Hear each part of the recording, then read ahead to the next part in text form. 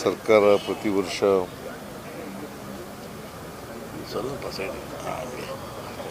ಕೆಂಗಲ್ ಹನುಮಂತಯ್ಯನವರ ಪ್ರತಿಮೆಗೆ ಪುಷ್ಪಾರ್ಚನೆ ಮಾಡ್ತಕ್ಕಂಥ ಕೆಲಸ ಮತ್ತು ಅವರನ್ನು ಸ್ಮರಿಸ್ಕೊಳ್ತಕ್ಕಂಥ ಕೆಲಸವನ್ನು ಮಾಡ್ತಾರೆ. ಕೆಂಗಲ್ ಹನುಮಂತಯ್ಯನವರು ಒಬ್ಬ ದಕ್ಷ ಆಡಳಿತಗಾರರಾಗಿದ್ದರು. ಯಾರೇ ಅವನು ಕೇಳದೆ ಅವ್ರು ಹೋಗ್ರಿ ಅತೆಗೆ. ಕೆಂಗಲ್ ಹನುಮಂತಯ್ಯನವರು ಒಬ್ಬ ದಕ್ಷ ಆಡಳಿತಗಾರರಾಗಿದ್ದರು. ಅವರು ಎರಡನೇ ಸ್ವಾತಂತ್ರ್ಯ ಬಂದ ಮೇಲೆ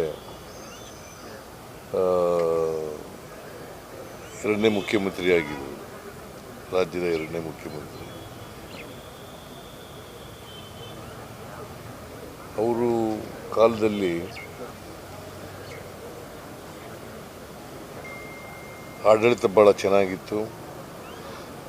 ಆಗ್ತಾನೆ ಸ್ವಾತಂತ್ರ್ಯ ಬಂದಿತ್ತಲ್ಲ, ಭಾಳ ಸಮಸ್ಯೆಗಳಿದ್ದು ದೇಶದಲ್ಲಿ, ರಾಜ್ಯದಲ್ಲಿ. ಆ ಸಮಸ್ಯೆಗಳಿಗೆ ಪರಿಹಾರ ಮಾಡ್ತಕ್ಕಂಥ ಪ್ರಯತ್ನವನ್ನು ಮಾಡಿದ್ರು.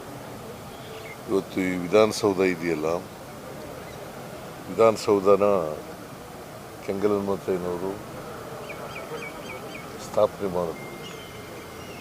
ಆದರೆ ಉದ್ಘಾಟನೆಗೆ ಅವರು ಮುಖ್ಯಮಂತ್ರಿ ಆಗಿರಲಿಲ್ಲ.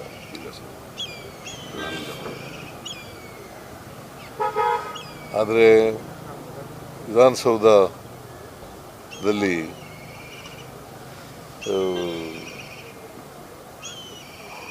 ಜನರ ಕೆಲಸ ದೇವರ ಕೆಲಸ ಅಂತ ಪರಿಸ್ಥಿತಿ.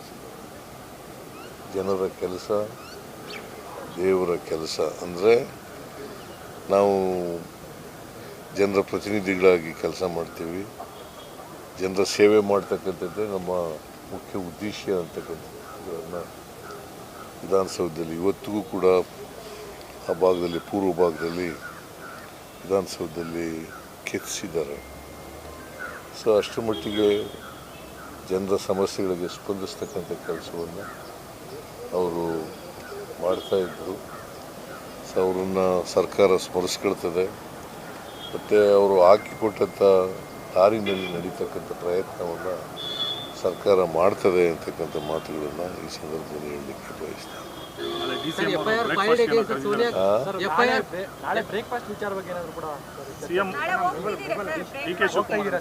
ಅವತ್ತು ಹೇಳಿದ್ರು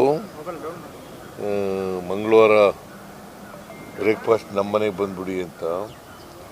ಸೊ ನನಗೆ ಇವತ್ತು ಈ ಗಳಿಗೆವರೆಗೆ ಕರೆ ಬಂದಿಲ್ಲ. ಅವತ್ತು ಹೇಳಿದ್ದದು ಮೊನ್ನೆ.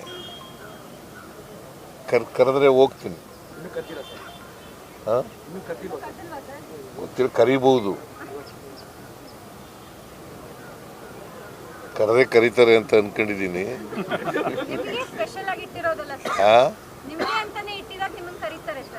ಹೌದಾ? ಇನ್ನೂ ಕರಿಬೋದಮ್ಮ, ಬೇಡವಾ? ಡೆಲ್ಲಿನಲ್ಲಿ ಸರ್ವಪಕ್ಷ ಸಭೆ ಇದೆ, ತಾವೇನಾದರೂ ಹೋಗ್ತಿದ್ದೀರಿ?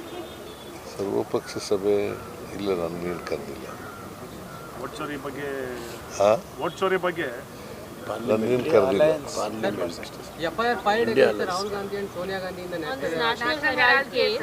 ರಾಜಕೀಯವಾಗಿ ಮಾಡ್ತಾರದಪ್ಪ.